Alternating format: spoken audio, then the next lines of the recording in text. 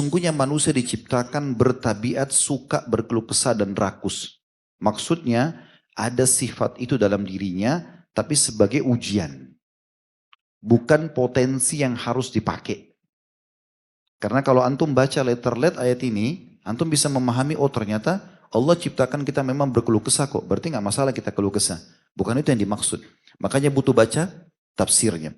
Tafsir pertama di sini dari tafsir Al-Muyassar, terbitan sekali lagi Kementerian Agama Saudi. Sesungguhnya manusia diciptakan memang ada tabiat suka berkeluh kesah dan rakus tapi sebagai ujian.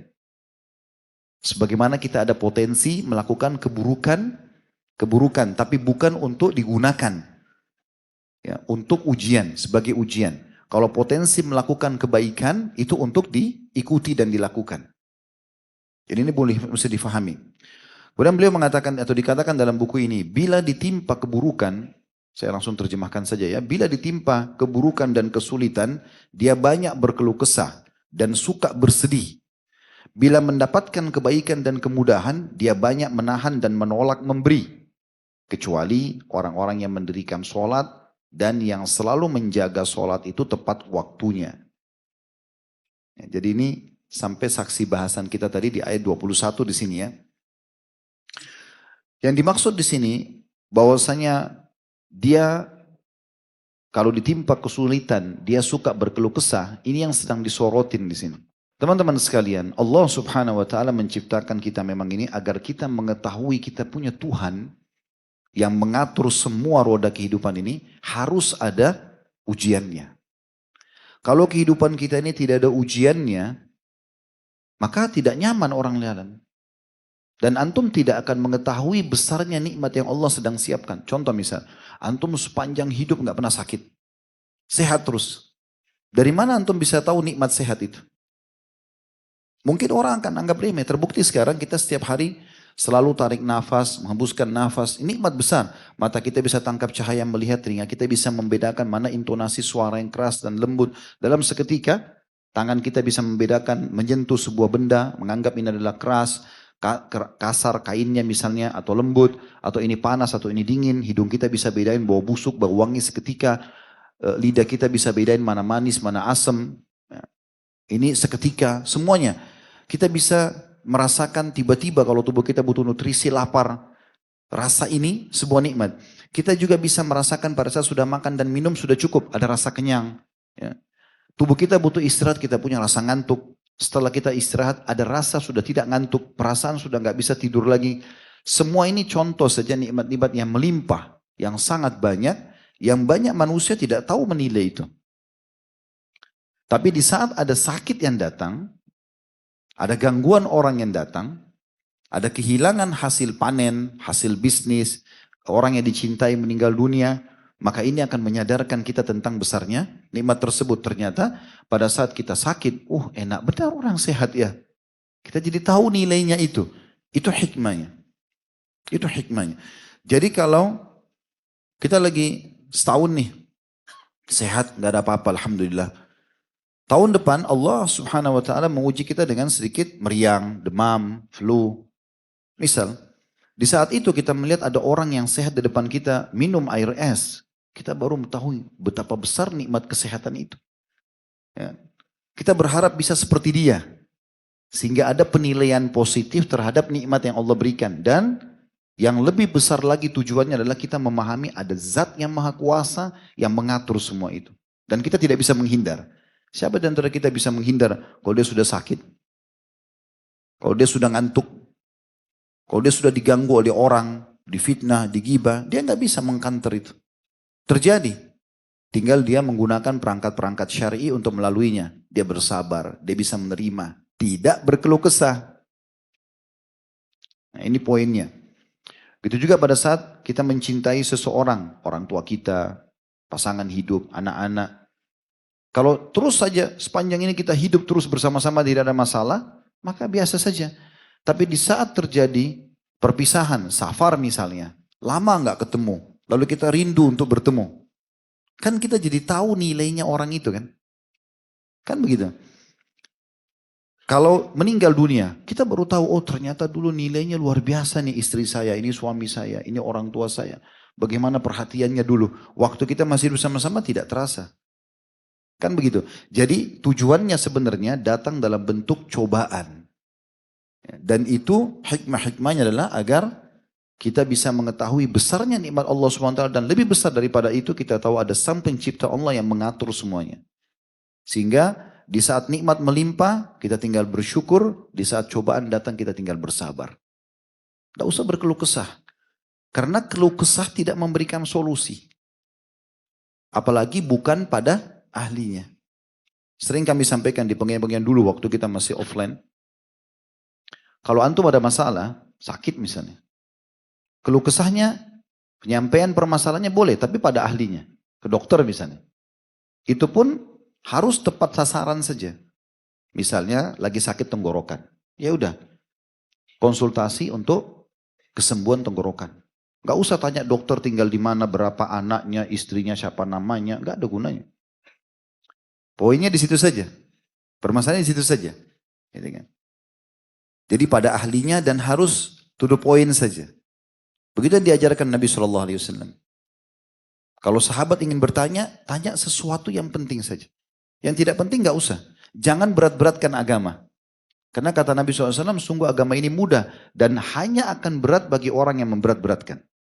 Ingat kisah Bani Israel, disuruh sembelih sapi betina, mereka banyak bertanya, sapi apa? Mereka tidak yakin, masa orang mati disembelihin sapi, ambil potongan pahanya sapi, ditepukin orang matinya bisa ngomong, kan tidak masuk akal. Tapi wahyu begitu.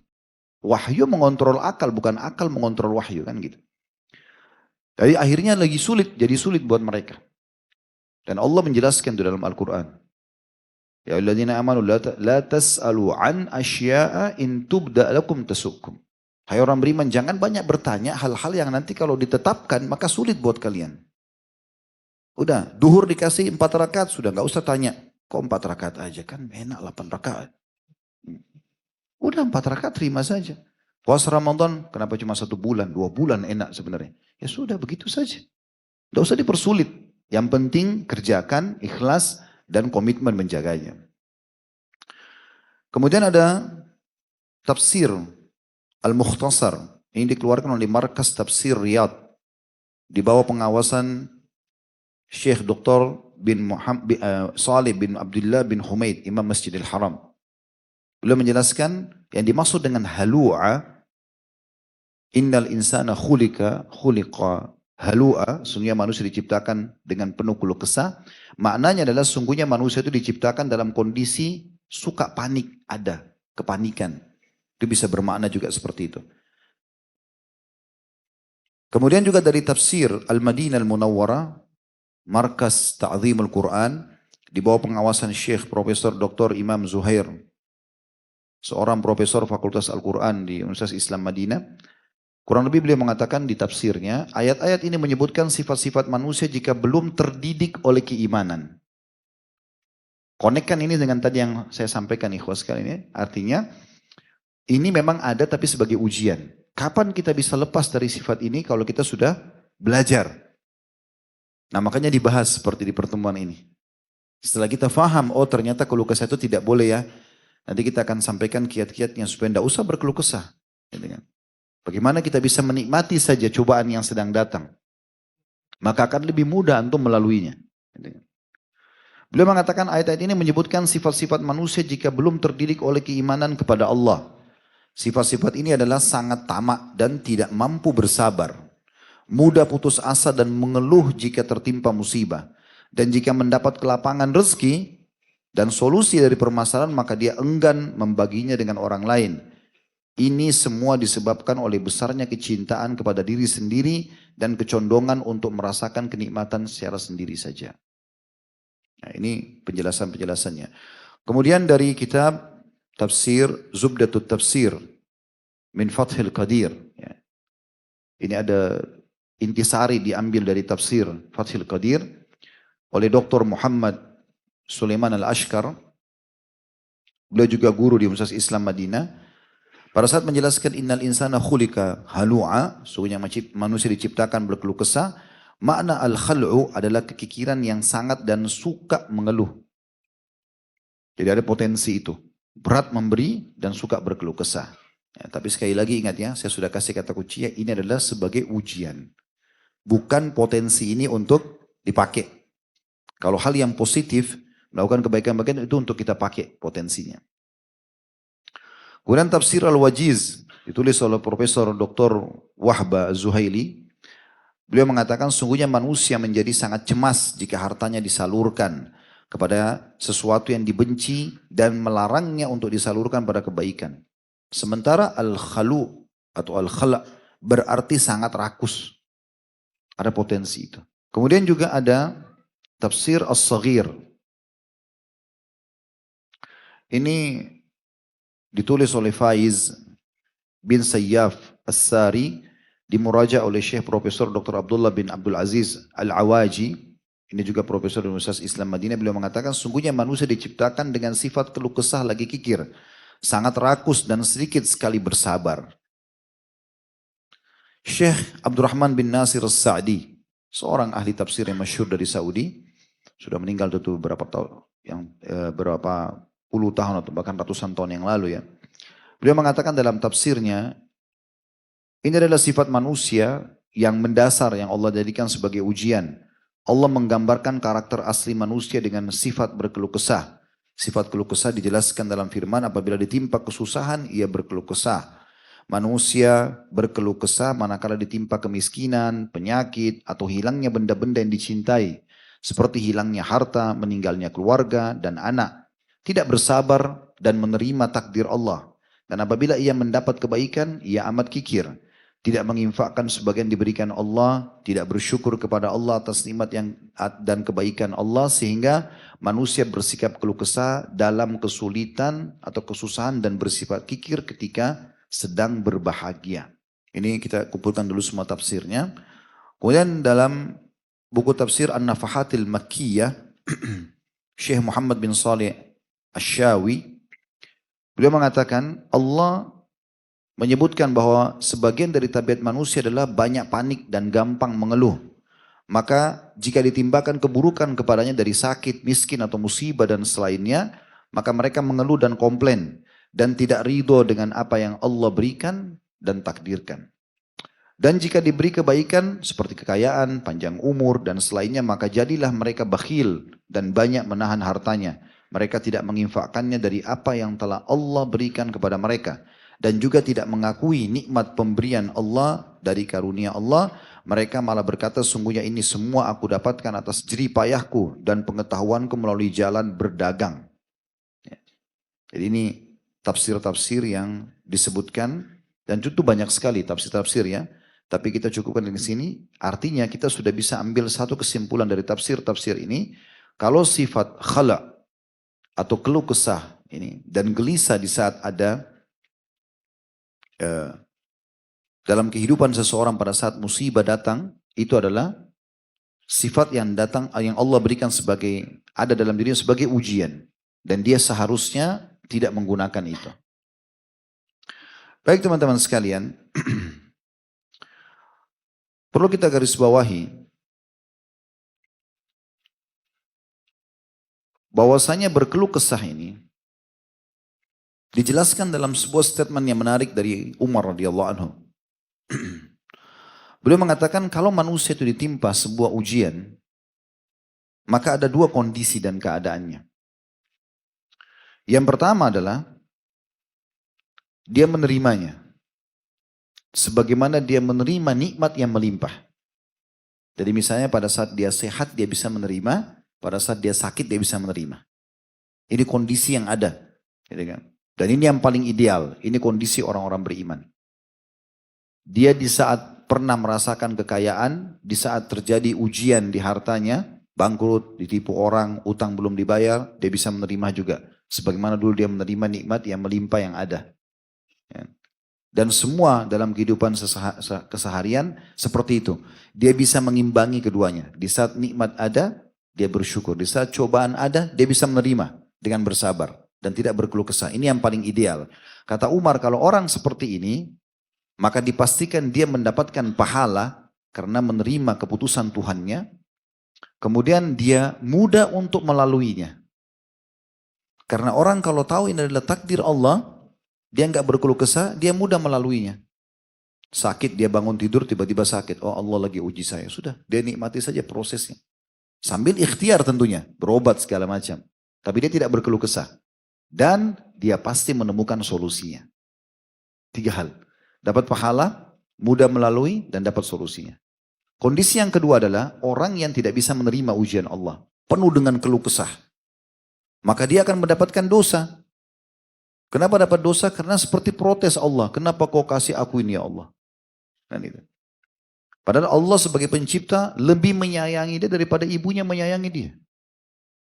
Itu yang dikatakan oleh Nabi SAW. Demi zat yang jiwaku dalam genggamannya, sesungguhnya Tuhan kalian Allah lebih menyayangi kalian daripada ibu ini kepada bayinya. Kebetulan ada seorang ibu lagi menyusui anaknya. Jadi orang kalau berkeluh kesah, dia berdosa atas ujian Allah Subhanahu wa taala. Dia boleh introspeksi diri, dia boleh muhasabah, dia cari sebab-sebabnya apa lalu dia perbaiki keadaan iya. Tapi dia nggak boleh menolak ini keputusan Allah. Yang pertama itu, jadi dia dapat dosa. Yang kedua dia sulit melaluinya. Orang kalau nggak bisa terima pada saat Allah kasih dia sebuah ujian, kita temukan keluh kesah semua. Semua orang yang ditemui pasti diceritakan permasalahannya. Sulit dia melaluinya. Tapi mau nggak mau harus dia lalui sesuai dengan waktu yang sudah Allah takdirkan. Jadi antum berkeluh kesah dengan penyakit antum, tidak akan ada manfaatnya. Kemudian yang ketiga, tidak menemukan solusinya. Allah malah datangkan ujian itu, lebih berlipat ganda lagi karena dasarnya dia kufur terhadap hal tersebut. Apalagi kalau dia buka pintu-pintu maksiat, terjadi permasalahan malah mabuk-mabukan, ya, malah bermaksiat kepada Allah, malah berzina, malah segala macam, maka akhirnya tambah hancur hidupnya. Dia tidak temukan solusi tapi jadi malah masalah dalam hidupnya. Jadi seperti itu gambarannya. Teman-teman sekalian, kegelisahan ini sebab utamanya yang muncul itu selain memang dia ada potensi dalam diri sebagai ujian, itu karena kemaksiatan. Orang kalau jauh dari kemaksiatan, maksiat apapun, kecil ataupun besar kepada Allah Subhanahu wa taala, pastikan dia pasti akan bahagia. Biar cobaan datang seperti apapun kita temukan dia bisa menerima. Tapi kapan memang diikuti dengan kemaksiatan, maka itu jadi masalah buat dia. Banyak dalilnya. Di antara dalil adalah hadis riwayat Tirmidzi di mana Nabi alaihi salatu wassalam bersabda, "Da' ma yaribuka ila ma la yaribuk. Fa inna sidqa tuma'nina wa innal kadhiba ribah." Tinggalkanlah sesuatu yang meragukanmu kepada sesuatu yang tidak meragukanmu. Orang muslim itu jalan lurus-lurus saja. Jelas halal dia nikmati, jelas perintah dia kerjakan. Dan dipermudah. Dahulukan yang wajib, kalau sudah mampu baru lakukan yang sunnah. Sampai ajal datang selesai. Hidup di dunia enak, mati juga masuk surga. Gitu kan? Simple aja gitu. Jadi seperti itu, kalau udah ragu.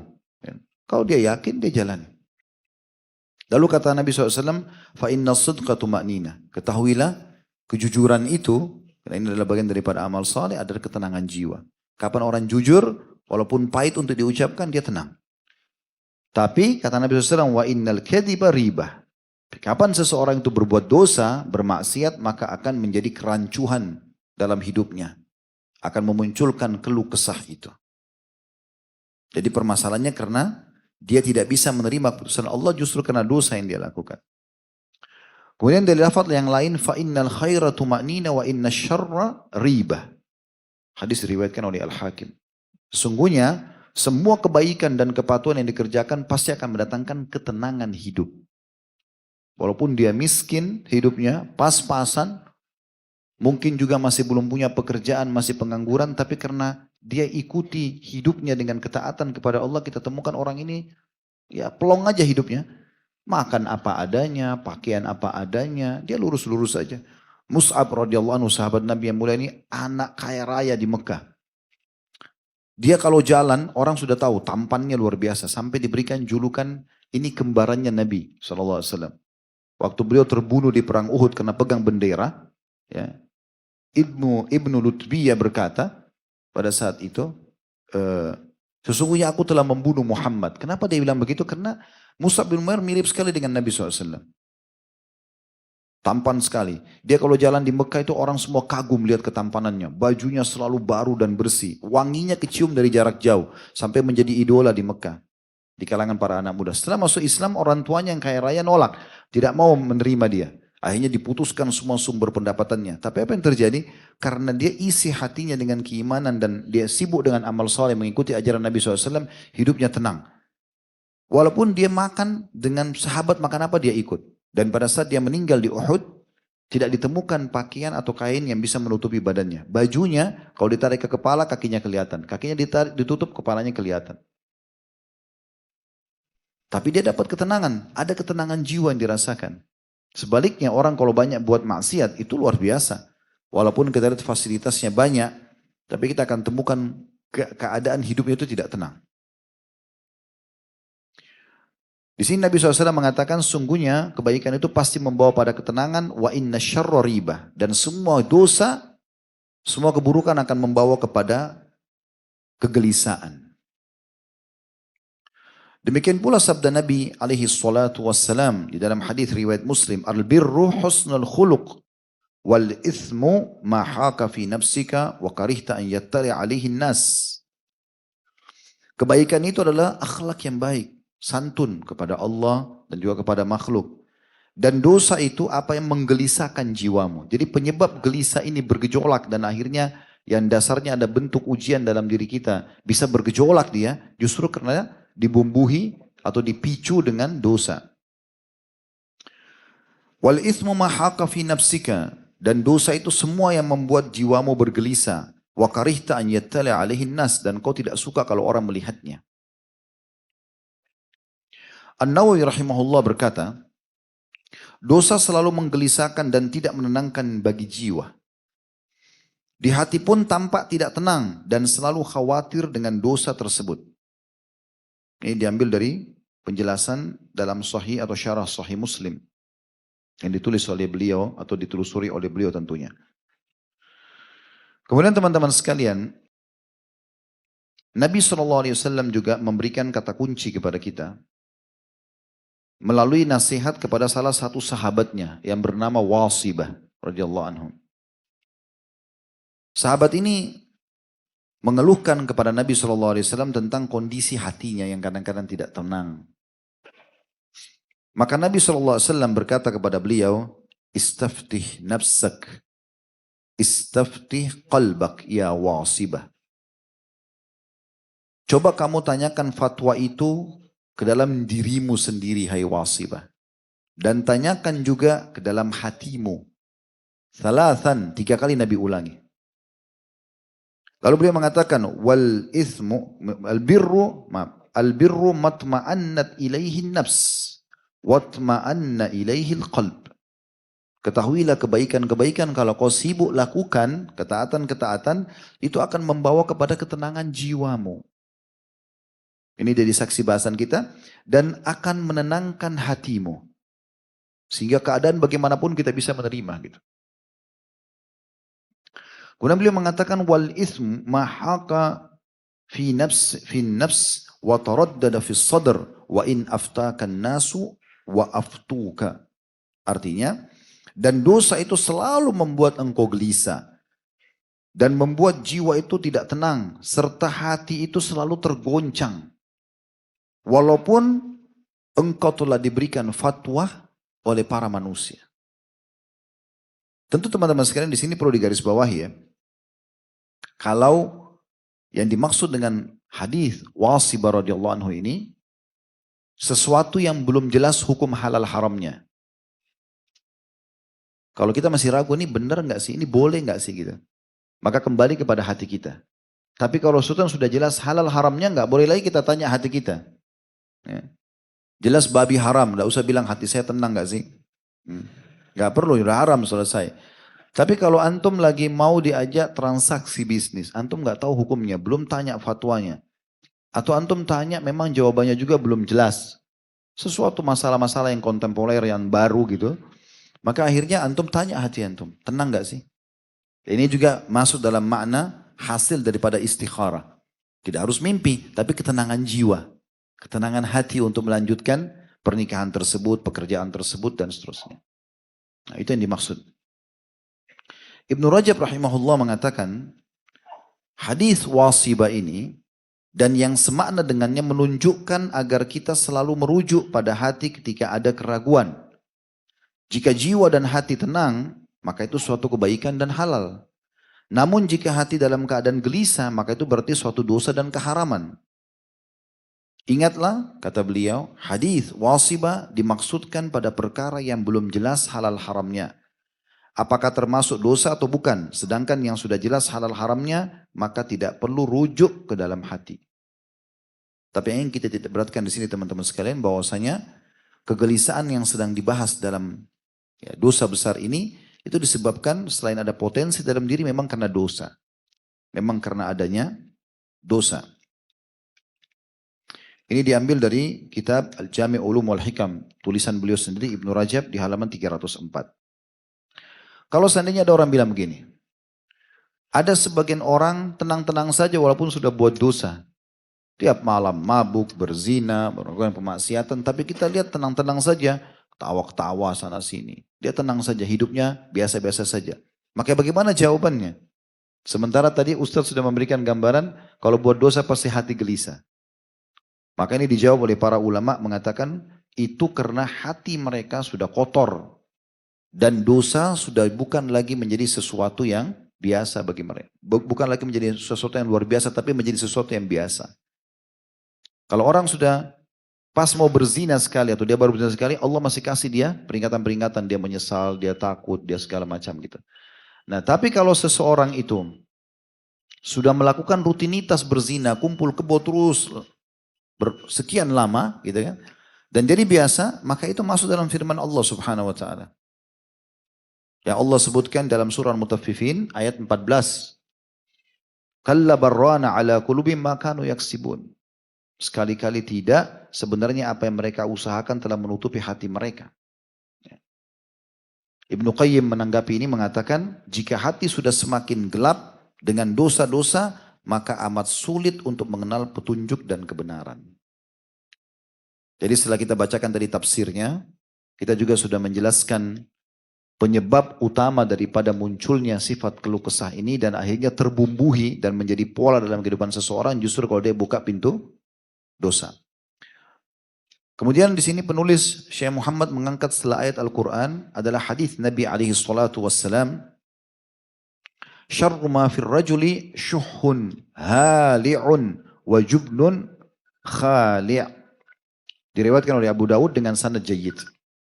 Terjemahannya, sejelek-jelek perkara yang ada pada seseorang adalah kikir yang suka berkeluh kesah dan sifat sangat penakut. Di sini kan beliau mengangkat dalam judul buku ini, judul dosa besar ini, al-khal'u, sifat gelisah dan keluh kesah serta penakut. Diambil daripada hadis ini. Jadi karena Nabi SAW mengatakan syarru ma fir rajul, yang paling buruk ada pada diri, jiwa, hati seseorang justru syuhun hali'. Yang dimaksud adalah seseorang itu kikir dan suka berkeluh kesah. Kemudian juga jubnun hali' atau sifat penakut yang berlebihan, bukan pada tempatnya. Maka ini jadi saksi bahasan kita tentang masalah kenapa dia masuk dalam kategori dosa besar. Kenapa dia masuk dalam kategori dosa besar. Baik teman-teman sekalian, saya ajak antum, kita tutup dengan ini, melihat kira-kira bagaimana atau siapa saja yang bisa lolos dari sifat keluh kesah ini. Allah sebutkan sifat-sifatnya. Sekarang kita akan baca surah Al-Ma'arij, ya, ayatnya dan terjemahannya. Itu dimulai dari ayat 21-nya sampai ayat 35. Surah nomor 70 ya. Atau kita mulai dari ayat 19-nya supaya sesuai dengan saksi bahasan yang diangkat oleh Syekh Muhammad rahimahullah. Innal insana khulika halu'a. Sungguhnya manusia diciptakan bersifat keluh kesah lagi kikir. Sudah kita panjang lebar jelaskan dari tafsirnya dan juga sebabnya. Kemudian ayat 20-nya idza massahu syarru jazu'a. Kalau ditimpa kesulitan dia selalu berkeluh kesah. Dia bukan justru menerima sebagai keputusan Allah. Sudah kita jelaskan dari perkataan Umar radhiyallahu anhu. Ayat 21-nya, wa idza massahul khairu manu'a. Dan apabila dia mendapatkan kebaikan dia sangat kikir. Nah, kata sebagian ulama ini ada hubungannya ya.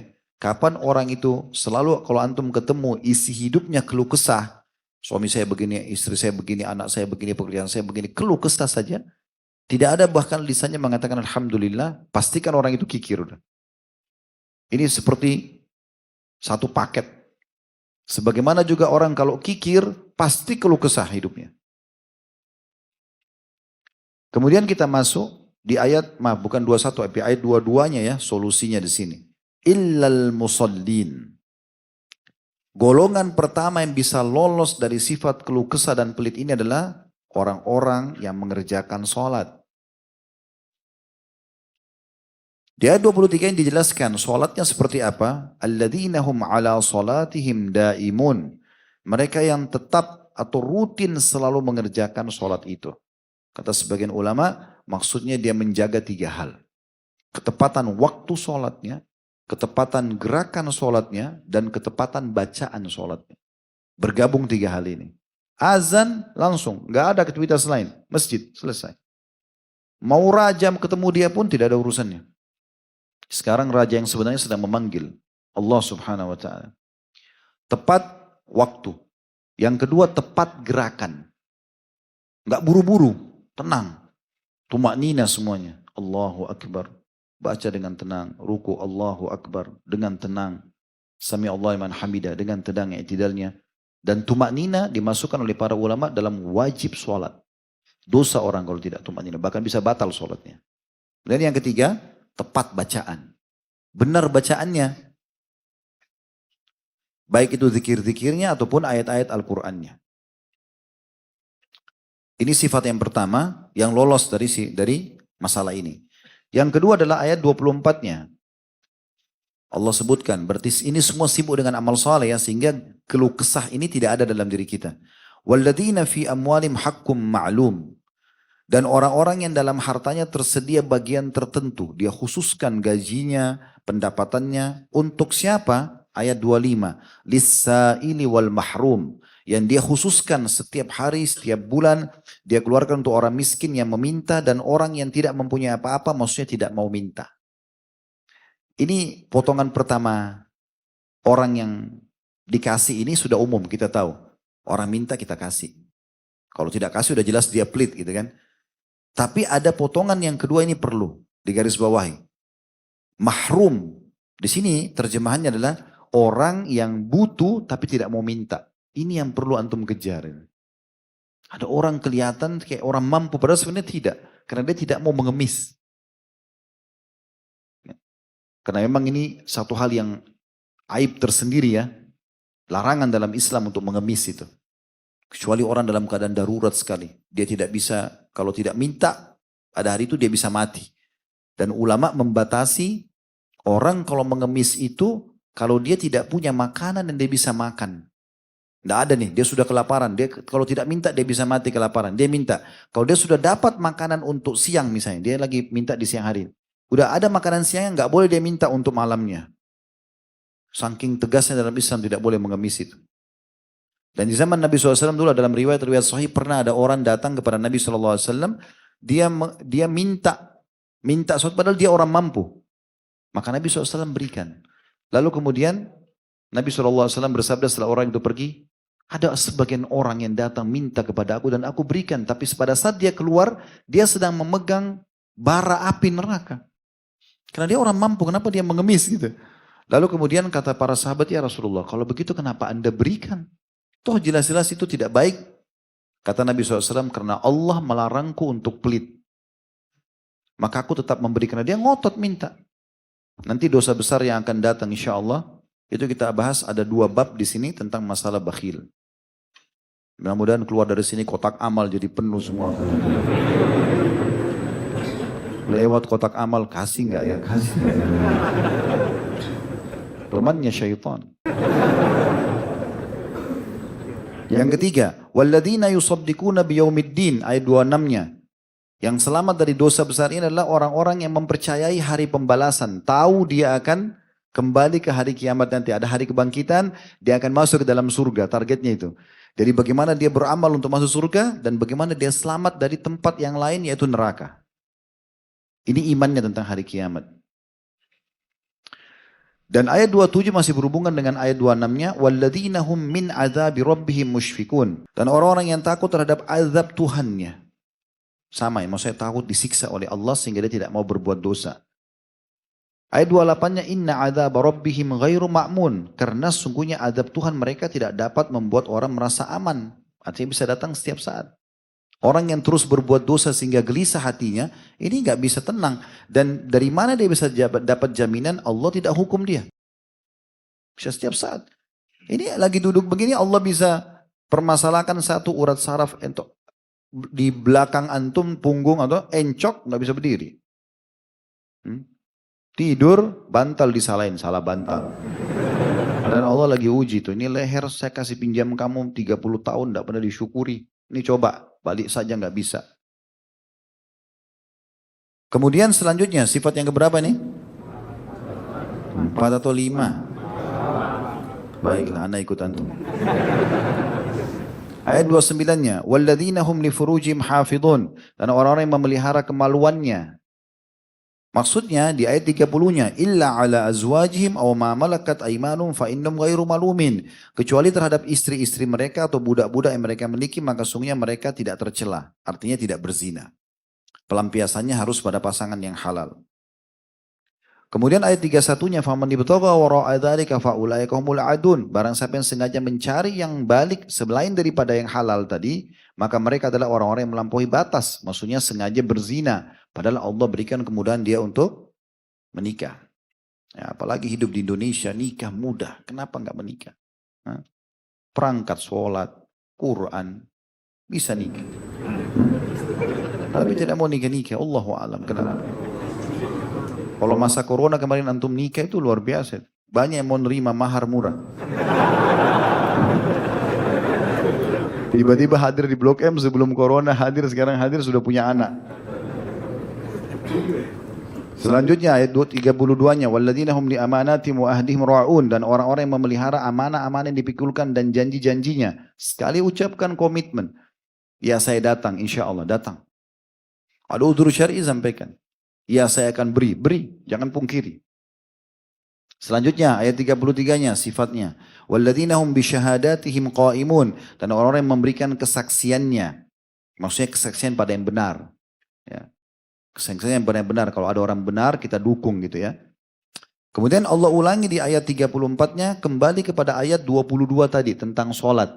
Walladzina hum ala sholatim yuhafidun. Dan orang-orang yang rutin memelihara sholatnya. 3 hal tadi ya. Apa itu? Tepat waktu. Kemudian tepat gerakan. Kemudian tepat bacaan. Lalu terakhir Allah tutup di ayat 35-nya. Ulaika fi jannatim mukramun. Selamat dari sifat keluh kesah. Dan juga yang tadi punya sifat-sifat itu mereka akan kekal di surga. Lagi akan dimuliakan. Ini kenapa kita baca Al-Ma'arij ini kena lanjutan daripada ayat yang diangkat oleh penulis tadi. Allahu a'lam. Jadi mudah-mudahan apa yang kita bahas pada malam ini bermanfaat buat kita semua. Dan insya Allah sampai ketemu lagi di Rabu akan datang. Semoga Allah mudahkan itu semua. Kalau benar dari Allah, kalau salah dari saya mohon dimaafkan. Subhanakallahumma bihamdika asyhadu an la ilaha illa anta astaghfiruka wa atubu ilaik. Wassalamualaikum warahmatullahi wabarakatuh.